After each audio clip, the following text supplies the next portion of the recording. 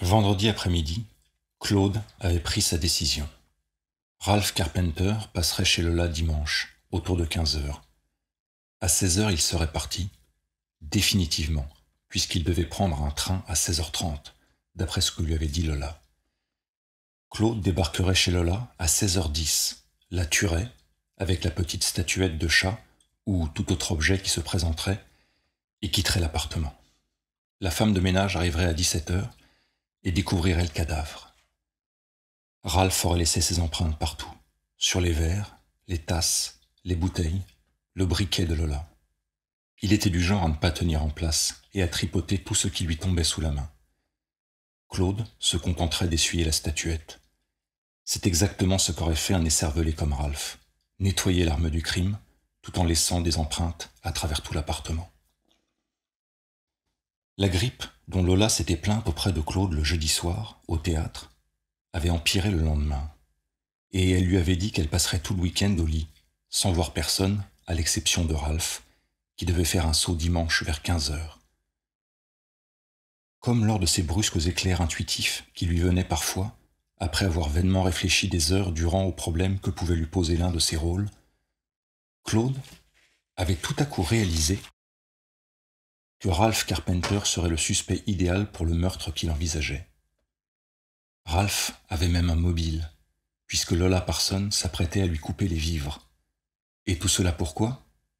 Parce que Lola avait décidé de refaire un bout de chemin avec Claude, son mari, et que ce dernier avait réussi à la convaincre qu'il était grand temps que Ralph Carpenter apprenne à voler de ses propres ailes. 2 ans durant, Claude avait tenté de raisonner Lola et de l'empêcher de dilapider 300 ou 400 dollars par mois pour soutenir la carrière de Ralph, dont les débuts en tant qu'acteur s'avéraient difficiles. Tous leurs amis le savaient et considéraient d'ailleurs Ralph comme le principal facteur de leur séparation, à Lola et à lui. On mettait généralement cela sur le compte de la jalousie de Claude, ce qui était absolument faux. Pourquoi aurait-il été jaloux d'un petit morveux de 24 ans qui avait certes un profil avantageux, mais qui ne s'était pas particulièrement illustré depuis le début de sa carrière, 3 ans plus tôt. Alors qu'à 19 ans, lui, Claude Mérival, avait donné à Philadelphie une interprétation d'Hamlet qui avait déchaîné l'enthousiasme des plus influents critiques new-yorkais. Quant aux rumeurs selon lesquelles Ralph et Lola auraient eu une liaison, elles étaient tout bonnement absurdes. Lola avait 20 ans de plus que Ralph. Elle était bien sûr flattée de voir le jeune homme lui faire la cour, rôle dont il s'acquittait, d'ailleurs, à merveille, mais sans plus. Dans l'après-midi du vendredi, Claude décrocha le téléphone et appela les McLean, Lise et Ed McLean, de vieux amis, qui habitaient non loin de chez Lola, dans le village. « Claude !» s'exclama Lise. « Où te cachais-tu donc ?»« Oh, j'ai beaucoup vu Lola ces derniers temps. Je suis très heureuse de l'apprendre, et je ne serais pas étonnée que vous vous remettiez en ménage tous les deux. Ed est convaincu que cela finira par arriver. »« Eh bien, ce n'est pas impossible, » dit Claude d'un air enjoué. « Je me demandais si je pourrais faire un saut chez vous, dimanche après-midi, disons autour de 15 heures. Nous ne bougerons pas de la maison. Ed se lève vers midi, et comme je suis moi-même au chômage en ce moment, je n'ai plus la moindre excuse pour pas rester au lit toute la journée. Nous serons ravis de te revoir, Claude. Comment va Ed ? Il rame toujours dans le sifflet ? Ramer ? Pourquoi dis-tu ça ? Nous allons payer les études de Teddy avec ce que le sifflet a rapporté à Ed. » Après avoir raccroché, Claude se reprocha d'avoir employé une telle expression. Après tout, Ed tenait le rôle principal dans le sifflet d'argent, et sa question avait dû paraître inspirée par la jalousie. Cela lui rappela une remarque que Lola lui avait faite au théâtre jeudi soir. Un acteur d'une 50aine d'années aux cheveux grisonnants jouait dans la pièce. Claude n'avait pas apprécié sa prestation et l'avait dit à Lola. Du ton moqueur qui donnait parfois à Claude envie de l'étrangler, celle-ci avait rétorqué. « C'est toujours le même problème quand on va au théâtre avec toi. Dès qu'un acteur joue un rôle que tu estimes pouvoir te convenir, tu le prends en grippe et tu détestes l'ensemble de la pièce. »« Je n'ai pas dit que la pièce m'avait déplu, » avait protesté Claude. Mais Lola avait fait la sourde oreille et sa remarque avait porté. Claude reconnaissait qu'elle n'était pas totalement infondée. Il était amer parce qu'il ne trouvait plus de travail. Depuis qu'il boitait, suite à cet accident de voiture 4 ans auparavant, sa chance avait tourné. On lui avait pourtant dit que sa claudication ne pouvait que rehausser sa prestance sur scène. Et honnêtement, il ne pouvait pas mettre ses déboires professionnels sur le seul compte de sa disgrâce physique. N'empêche, ses ennuis avaient commencé à la suite de cet accident, et sa brouille avec Lola remontait à la même période. Le fait de ne plus trouver de travail l'avait rendu nerveux, et Lola ne l'avait pas compris. Comment l'aurait-elle pu, du reste, alors que jamais de sa vie, elle n'avait eu à se soucier de questions matérielles. La blonde et resplendissante Lola Parson avait brillé de tous ses feux entre sa 20e et sa 39e année. Lorsque sa beauté avait commencé de décroître, elle avait renoncé à la scène pour vivre de ses rentes. Voir son visage se flétrir avec le temps, tandis que votre réputation et les rôles de moins en moins nombreux qu'on vous propose suivent la même courbe déclinante, était une expérience dont elle ignorait tout. Finalement, 2 ans plus tôt, elle avait déclaré à Claude qu'il était devenu tellement amer qu'il ne méritait même pas de remonter sur les planches, et si désagréable comme compagnon qu'elle n'avait plus aucune envie de partager sa vie. Claude avait quitté leur appartement du village pour louer un petit studio dans le West Side. Sa vie n'avait pas toujours été rose ces 2 dernières années. Lola lui proposait de l'argent de temps en temps, mais il était bien trop fier pour l'accepter. Sinon, à 1 ou 2 reprises, tout au plus. Il n'avait décroché que 2 petits rôles durant cette période et avait dû mettre au clou tous les bijoux qu'il possédait.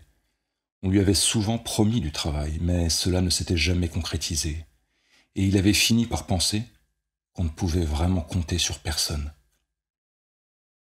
Quelques mois plus tôt, Claude s'était dit que cette situation de semi-pauvreté ne pouvait durer davantage, alors que de son côté, Ralph Carpenter soutirait éhontément de l'argent à Lola. Il avait demandé à celle-ci de reprendre la vie commune, mais elle avait refusé. « Nous pouvons tout de même rester amis et nous voir de temps en temps, non ?»« Bien sûr, Claude, » avait dit Lola. « Il n'y a que toi qui veuille toujours couper définitivement les ponts. » Il s'était donc remis à aller la voir 1 fois par semaine, surtout pour avoir une idée de la manière dont elle vivait à présent, car il avait résolu de l'assassiner, à condition de pouvoir mettre au point un plan suffisamment sûr. Des années auparavant, Lola avait fait un testament dans lequel elle lui léguait la totalité de sa fortune. Il était convaincu qu'elle ne l'avait pas modifié depuis. Elle n'était pas assez ordonnée pour ça. Il n'avait pas oublié comme il avait été difficile de la persuader de rédiger ce testament 5 ou 6 ans plus tôt. Toute cette paperasse ennuyait profondément Lola. De surcroît, peu avant leur séparation, il lui avait demandé, sur un ton sarcastique, si elle comptait modifier son testament, et elle lui avait répondu d'un air indifférent « Bien sûr que non. Je ne vais pas perdre à nouveau mon temps avec toutes ces histoires. » Il avait ainsi appris qu'elle fréquentait toujours leurs amis d'autrefois et qu'aucun individu dévoré d'une passion plus ou moins romantique ne lui tournait autour. Lola vivait toujours beaucoup la nuit et recevait souvent des amis bien après minuit à la sortie des théâtres. Enfin, elle avait embauché une femme de ménage française, Colette, qui venait chez elle tous les jours à 17h, à l'exception du lundi. Claude était au moins sûr d'une chose, Lola ne parlait jamais de sa vie privée avec ses amis. Aussi, lorsqu'il avait annoncé au McLean, à Joyce Gilmore, qu'il avait appelé le samedi, et à 2 ou 3 autres personnes que Lola et lui s'apprêtaient à reprendre leur vie commune, tout le monde l'avait cru sur parole. Claude avait téléphoné à Joyce Gilmore le samedi après-midi en lui demandant s'il pouvait passer chez elle dimanche vers 16h30, attendu qu'il se trouverait dans les parages. Ainsi que Claude l'avait prévu, elle avait accepté avec joie. Joyce avait 22 ans, elle rêvait d'une carrière sur les planches et avait la chance de bénéficier d'une petite allocation mensuelle que lui versait sa famille. Elle avait entendu parler de Lola Parson et de Claude Mérival alors qu'elle n'était encore qu'une enfant. Le fait de les connaître désormais personnellement et de pouvoir les appeler par leur prénom la flattait intérieurement. De la sorte, Claude avait maintenant les 2 rendez-vous dont il avait besoin, l'un juste avant, l'autre juste après le meurtre. Le dimanche, Claude arriva chez les McLean peu après 15h, à l'instant même où Ralph devait être en train de sonner chez Lola. Les McLean lui offrirent du café glacé et des sablés, s'étant souvenu que Claude aimait particulièrement ces gâteaux. « J'ai entendu dire que vous vous apprêtiez à ressouder les morceaux, Lola et toi, » lui dit Ed. « C'est vrai ?» Claude sourit et se frotta l'arête du nez, du bout de l'index, un vieux truc de scène qu'il avait mis au point pour se donner un air timide ou embarrassé.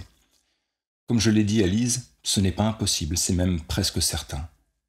Je suis vraiment ravi, Claude, dit Ed avec chaleur. Quel dommage qu'elle n'ait pas pu venir aujourd'hui.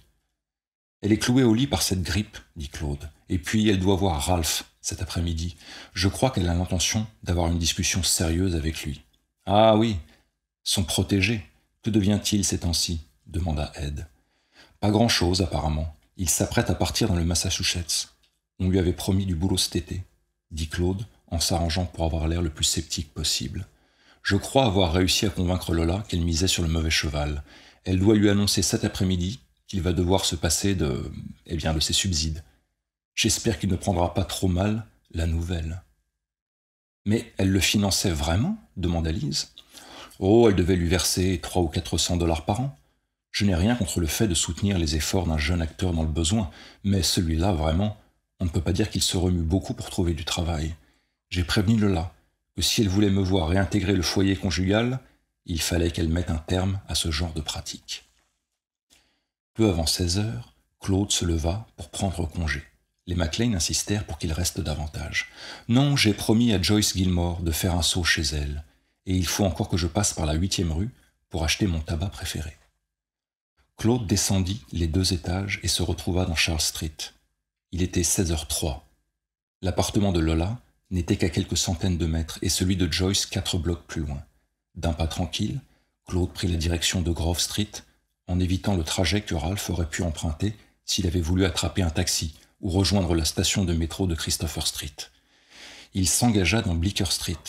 Alors qu'il n'était plus qu'à quelques mètres du carrefour de Grove Street, il aperçut brusquement Ralph, qui marchait d'un air pressé sur le trottoir d'en face, en direction de la 7e avenue, la tête penchée en avant, une veste légère négligemment jetée sur l'épaule.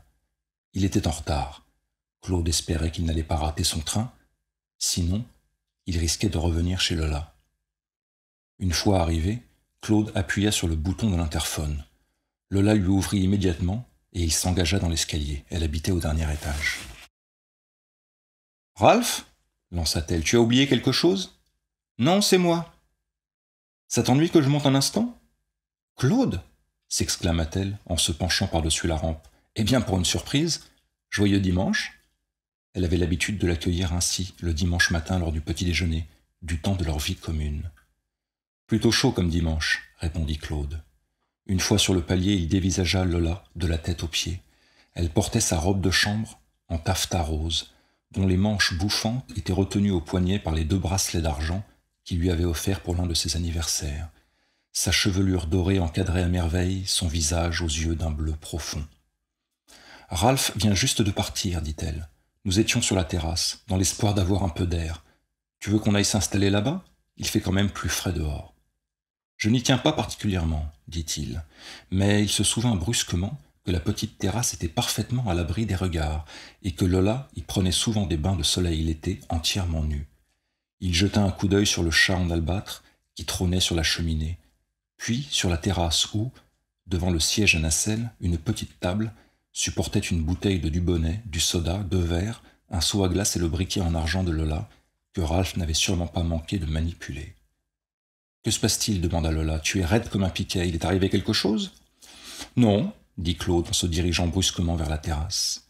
Son regard venait de se poser sur un vieux maillet de croquet, qui conviendrait sans doute infiniment mieux que la statuette du chat. On croirait ainsi que la dispute avait disputé sur la terrasse. Il saisit le maillet d'un air absent. Lola était toujours au salon. Il s'approcha d'elle, la poignée du maillet dans la main droite, soupesant l'autre extrémité dans sa main gauche. « Comment va Ralph » demanda-t-il. « Très bien, » dit Lola avec un grand sourire. « Il fonde beaucoup d'espoir sur le travail qu'il doit faire cet été. » Claude dressa le maillet au-dessus du visage soudain horrifié de Lola et l'abattit juste entre ses 2 yeux. Tandis qu'elle s'effondrait, il lui porta un nouveau coup au sommet du crâne. Le front de l'actrice se mit à saigner. Claude essuya méticuleusement le maillet et alla le reposer sur la terrasse. Il chercha ensuite le pouls de Lola, d'abord à son poignet, puis à la base du cou, mais ne perçut aucun battement. En proie à une brusque nausée, il se dit qu'il aurait été incapable de la frapper à nouveau, si cela s'était avéré nécessaire. Il regarda autour de lui, mais sa tension était telle qu'il ne distinguait absolument rien, en dehors du désordre familier qui régnait dans la pièce et qui n'avait rien d'anormal, puisque la femme de ménage s'apprêtait à passer. Il s'épongea le front avec son mouchoir, s'assura qu'il n'y avait personne dans l'escalier, et descendit. Il prit même la peine d'essuyer la poignée de la porte d'entrée et le bouton de l'interphone sur lequel il avait appuyé tout à l'heure.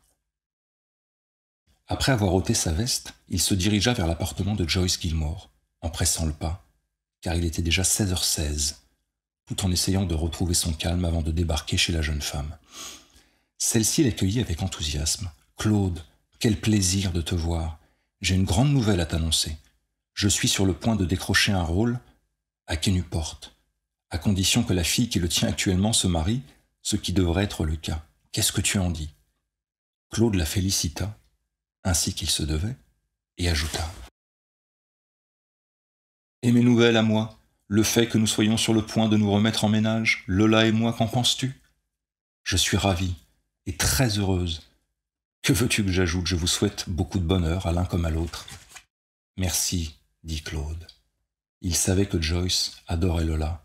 Cette dernière avait consacré beaucoup de temps à épauler la jeune femme en la faisant répéter et en lui apprenant à bien placer sa voix. Joyce lui offrit également du café glacé. Claude regarda sa montre, il était pratiquement 17h. Colette, la femme de ménage de Lola, n'allait plus tarder à arriver.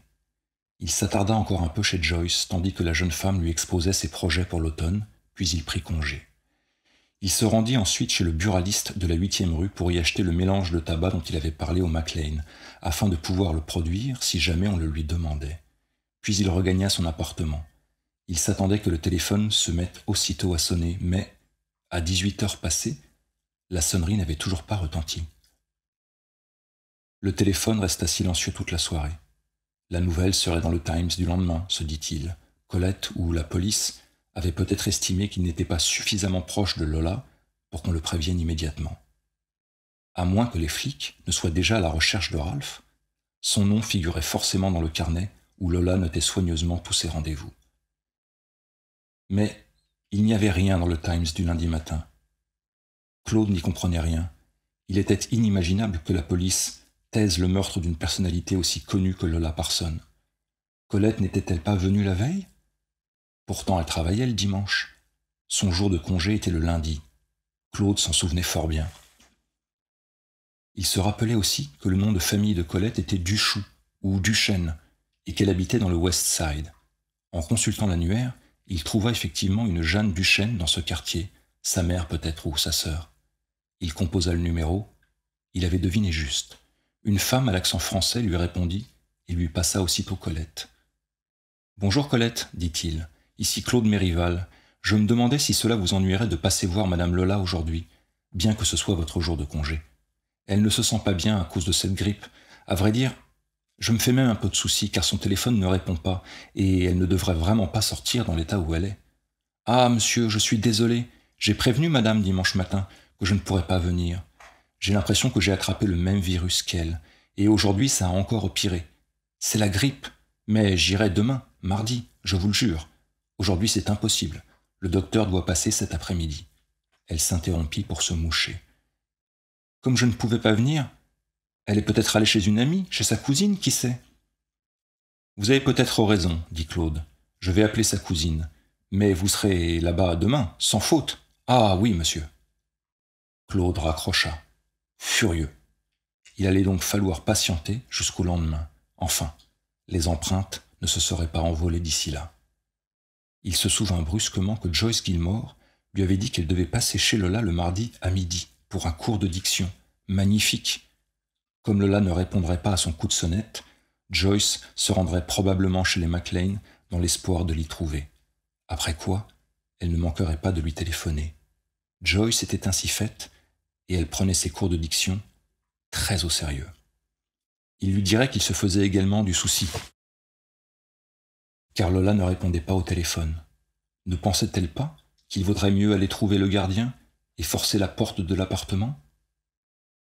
Claude alla se coucher à minuit et connut une nouvelle nuit d'insomnie.